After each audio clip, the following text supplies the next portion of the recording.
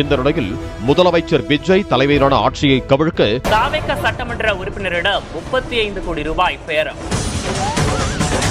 தாவேக எம்எல்ஏவிற்கு பணம் கொடுத்ததாக அதை அவர் ஒப்புக்கொள்ளாத நிலையில் காவல்துறையிடம் புகார் அளித்த தாவேக எம்எல்ஏ. அந்த குற்றமே நிகழவில்லை. மேக்சிமம் ஒரு அட்டெம்ப்ட் தான் நடந்திருக்கிறது. தாவேக எம்எல்ஏவிடம் நடத்தப்பட்ட பேரத்தில் செந்தில் பாலாஜியின் பெயர் விஜய் ஆட்சியை கவிழ்க்க சதியா. திருநாவுக்கரசு திமுகவின் முன்னாள் அமைச்சர் செந்தில் பாலாஜியின் தூண்டுதலின் பேரில் தாவேக எம்எல்ஏக்களிடம் பேரம் நடத்தி வந்ததாக பரபரப்பு தகவலை வெளியிட்டுள்ளது தமிழக காவல்துறை. அடுத்த வர்ற கூட்டத்தொடரில் நாங்கள் சபாநாயகர் மீது நம்பிக்கையில்லா தீர்மானம் கொண்டு வருவோம், அதற்கு நீங்க எங்களுக்கு வாக்களிக்கணும் அப்படின்னு கேட்டுட்டு வராங்க. சிக்கிட்ட திருச்சபடி சாக வேண்டியதான். ஐயா ஐயா நடந்தது என்னன்னு ஆரம்பத்துல இருந்து ஆர்டரா சொல்லிடுறியா, அவசரப்பட்டு என்ன எதுவும் பண்ணிடாதீங்க. உங்களுடைய மகன் அரசியல்ல எதுவுமே தேர மாட்டான்னு தெரிஞ்சுட்டு இப்படியாவது குறுக்கு புத்தியில நீங்க இன்னைக்கு யாரையாவது விலை கொடுத்து வாங்க முடியும்னு நினைச்சீங்கன்னா அது நடக்காது. தோர்தம் திங்கிறியா பியல் திங்கிற செந்தில் பாலாஜியும் அவருடைய தம்பியும் அவருடன் இருக்கும் நபர்களும் ஒவ்வொரு எம்எல்ஏக்களையும் தொடர்பு கொண்டு உங்களுக்கு 30 கோடி தரம், 40 கோடி தரம், 50 கோடி தரம் பேசுறாங்க.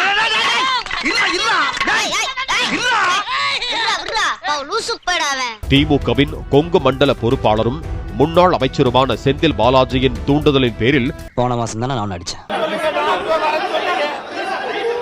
அது போன மாசம், நான் சொல்றது இந்த மாசம். அவரது சகோதரர் அசோக்குமார் இந்த எம்எல்ஏ பேர விவகாரத்தில் நேரடியாக சம்பந்தப்பட்டது தெரிய வந்தது. இந்த பொழப்புக்கு 4 பேர் உங்களுடைய மகன் 5 வருஷம் நீங்க ட்ரெயின் பண்ணி பாத்தீங்க, எதுவுமே நடக்கல. நீ அந்த விஷயத்துக்கு செயல்பட்டு வர மாட்டானு. அதாவது ஆதாரத்துடன் 35 கோடி ரூபாய் பேரம் பேசியது எங்களுக்கு ஆதாரத்துடன் காவல்துறைக்கு வந்ததால் உடனடியாக கைது செய்யப்பட்டார். உண்மையில 600-650 திருட்டு கேஸ் இருக்கு டிபார்ட்மெண்ட்ல. மொத்த ஜாதமே எங்க கையில இருக்கு. எப்படியும் தாவேக எம்எல்ஏக்கள் தங்களின் இழுப்புக்கு வந்து விடுவார்கள் என்ற நம்பிக்கையிலேயே இந்த ஆட்சி விரைவில் கவிழ்ந்துவிடும் என்று திமுக தலைவர் ஸ்டாலின் பேசி வந்ததாக அமைச்சர் நிர்மல்குமார் குற்றம் சாட்டி இருக்கிறார். தேர்தல் எப்ப வேணாலும் வரலாம், விரைவில் வரலாம், ஒரு 3 மாசம் கழிச்சு வரலாம், ஒரு 6 மாசம் கழிச்சு வரலாம். ஏன்னா ஆட்சி என்பது மெஜாரிட்டியோட வெற்றி பெறலாம். என் முகத்தை பார்த்து ஒன் மோர் ரிப்பீட். தேர்தல் எப்ப வேணாலும் வரலாம், விரைவில் வரலாம், ஒரு 3 மாசம் கழிச்சு வரலாம், ஒரு 6 மாசம் கழிச்சு வரலாம். இந்த மாதிரி கேரப்பைய கேள்வி எல்லாம் கேட்டா உன்னை அடிச்ச கொண்டு விடுவேன். எந்த பணியும் செய்யலாம், வாக்காளர் சந்திக்கல, வாகனம் ஒரு நினைக்கல, பூஜை நினைக்கல, இன்னும் சொல்லணும்னா கவுண்டிங் ஏஜென்ட் கூட பல நினைக்கல. அப்படிப்பட்டவர்கள் இன்னைக்கு வெற்றி பெற்ற ஆட்சிக்கு வந்திருக்கிறாங்க. ஒரு சில பேர் மிரட்டப்பட்டுள்ளனர். அந்த மிரட்டப்பட்ட எம்எல்ஏ ஒருத்தர் இன்னைக்கு புகார் அளிச்சிருக்கிறார். சோ இதற்கு நீங்க இன்னைக்கு 40 கோடி 50 கோடி கொடுத்து ஒரு எம்எல்ஏ விலைக்கு வாங்கும் அளவிற்கு ஸ்டாலினுக்கு கொஞ்சம் கூட வெக்கமா இல்லையா? உனக்கெல்லாம் வெக்கமே இல்லையாடா? சோறு தானே திங்கிற. எரிச்சல் வருது இவனை, நான் கெட்ட வாரத்துல திக்கி போயிருவேன். அப்புறம் வெத்தம் கொதிக்குது உன்னை பார்க்க. நீங்க அதெல்லாம் மகனை முதல்ல ட்ரைனிங் பண்ற வேலையை பாருங்க. உங்களுடைய மகன் உதயநிதியை ட்ரைனிங் பண்ற வேலையை பாருங்க. நீங்களே கடைசி வரை அரசியல்வாதி ஆக முடியவில்லை. அதனால கடைசி வரை உங்க பேரை சொல்லி ஸ்டாலின் தலைமையின் அரசு என்னைக்கா சொல்லியிருக்காரா? திராவிட மாடல் அரசுன்னு சொல்லுவார். ஏன்னா அவருக்கே அந்த தைரியம் கடைசி வரை வரவில்லை. கடைசி வரை அவருக்கே ஸ்டாலின் தலைமையிலான அரசு என்னைக்கா சொல்லியிருக்காரா? அது என்னைக்கும் அவரால் இது எதுவுமே இல்லை. அவருக்கு அந்த தைரியம் கடைசி வரைக்கும் வரல. அது கடைசி வரைக்கும் திராவிட மாடல் அரசு தான் சொல்லியிருக்காரு. இப்பவும் சொல்றோம், திமுக அத்தியாயம் இத்தோடு முடிஞ்சு. இந்த நாட்டை விட்டே ஓடி போய் என்னங்கய்யா? அதான் நீ நாட்டுக்கு செய்யற நன்மை, நாட்டு மக்களுக்கு செய்யற நன்மை, நாட்டு ஜனங்களை பிடிச்சிருந்த தரித்திரமே ஓடி போச்சுன்னு நினைப்பாங்க. இன்னைக்கு வரலாற்றில் எப்போதும் இல்லாத அளவுக்கு திராவிட முன்னேற்ற கழகம் மிக மிக பலவீனமாக இருக்கிறது. அரசியல் அனாதை திமுக இன்னைக்கு. இல்லப்பா, அடிமேல் அடி விழுந்துட்டே இருக்குப்பா. பேரறிஞர் அண்ணா தோற்றிருக்கிறார், பெருந்தலைவர் காமராஜர் தோல்வி அடைந்திருக்கிறார், மூதறிஞர் ராஜாஜி தோல்வி அடைந்திருக்கிறார். இதெல்லாம் யாரா உன்கிட்ட கேட்டா? யாரா நீ? அதே மாதிரி தோல்விங்கிறது ஆனால்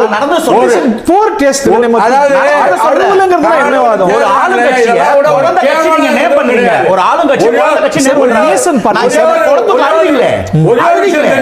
சொல்லுங்க, பதவி மேல ஆசையா? அது பேர் பணமா?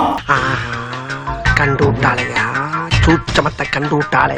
இன்னைக்கு நம்ம தலைவர் அவர்கள் முதலமைச்சர் ஆகணும்னு மக்கள் போட்ட ஓட்டுல ஜெயிச்சுட்டு பதவிக்காக சொல்லாம கொள்ளாம ஓடி போயிட்டாங்க. தண்டவாளத்தை ஓடிக்கிற பாக்குறியா?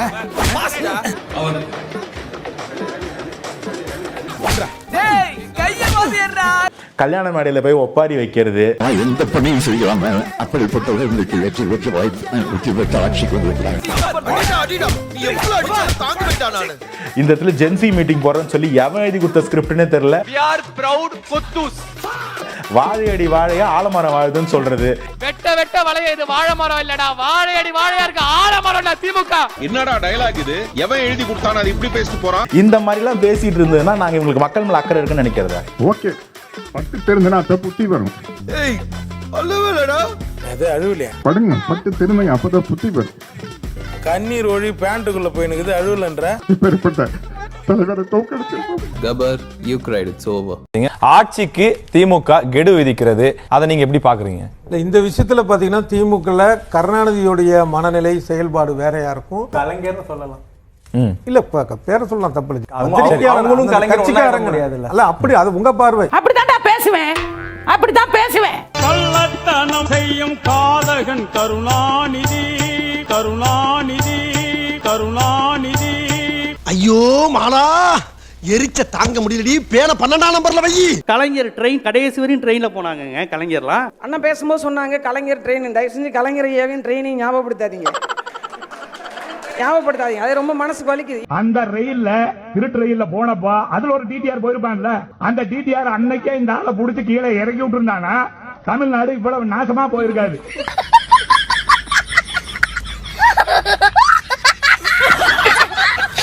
காளியம்மாள் சொன்னாங்கன்னா ட்ரெயின்னு சொன்ன உடனே எனக்கு வேற ஞாபகம் வருது அப்படின்னாங்க. அவங்களுக்கு தெரியாததுல அது உண்மை சம்பவம் கிடையாது. அதெல்லாம் வதந்தியா பரப்புனது கலைஞர் ட்ரெயின், அது உண்மை சம்பவம் கிடையாது. வீட்டுல கும்பலையா கூட இவ்வளவு அழுக மாட்டாளுங்க, ஆனா நீ இந்த ஆளே அழுகிறியடா. இந்த ஆளே அழுகிற நீ. அது வந்து எல்லாம் அது எதிராக இல்ல, உண்மை உண்மையை கண்ணா முன்னான்னு பரப்பி விடுறது. அண்ணாவை பத்தி கலைஞரை பத்தி ஏன்னா அழுகிற அழுதுக்கு நீ. நீங்க சொன்ன அந்த ட்ரெயின் சம்பவம் உண்மை கிடையாது. என்னென்ன சொல்றோம் பாருங்க, கம்பி கட்டுற கதையெல்லாம் எடுத்து போடுறாங்க. பராசக்தி படத்துக்கு கதை எழுதும் போதே அவர் காஸ்ட்லி ரைட்டர் தான். நான் சொன்னேன் பாத்திரத்துக்கு பேர் அடிக்கிறவனை எல்லாம் எழுத்தாளன்னு சொல்லாதீங்க. பாத்திரத்துக்கு பேர் அடிக்கிறவன் வேற, எழுத்தாளன் வேற. பாத்திரத்துக்கு பேர் அடிக்கிறவன் எல்லாம் நீங்க எழுத்தாளன்னு சொல்லிடுவீங்களா? ஆனா நான் அதை சொல்லவே இல்லைண்ணே. எங்க அப்பன் குதிரைக்குள்ள நீங்க தான் அதை சொல்றீங்க. அப்ப நீ குத்துமதி பார்த்தா கேட்டியா? நானா தான் ஓடிட்டனா? நான் தண்டவாளத்துல தலை வச்சாங்களே ஓடாதுட்டீங்களா, அதை தான் சொல்ல வந்தேன். அவன் தண்டவாளத்துல தலை வச்சு படுத்தேன், தண்டவாளத்துல தலை வச்சு படுத்து சொல்லிட்டு இருக்கான். அவன் படுத்தது 4வது பிளாட்ஃபார்ம், ட்ரெயின் வந்தது 2வது பிளாட்ஃபார்ம். நீங்க ட்ரெயினுக்கு காசு கொடுக்காம போனதை சொல்ல விரும்பல. ஐயோ, பேசாம தூங்கி இருக்கலாம், நானே வந்து மாட்டிக்கிட்டனே. தச்சு வேலைக்கு ஒரு 3 பேர் வேணும். நீ வா, நீ வா, நீ போ. இரும்பட்டைக்கு ஒரு 3 பேர் வேணும். வளர்ந்தவனே நீ வா. ஏய் பச்சலுங்கி நீ வா. ஏய் தொப்பா நீ வா. இன்னைக்கு அவ்வளவுதான். இனிமேல் வேணா நான் கூப்பிடுறேன். கிளம்பு கிளம்பு, போ போ போ. ஏமா போமா கிளம்பு.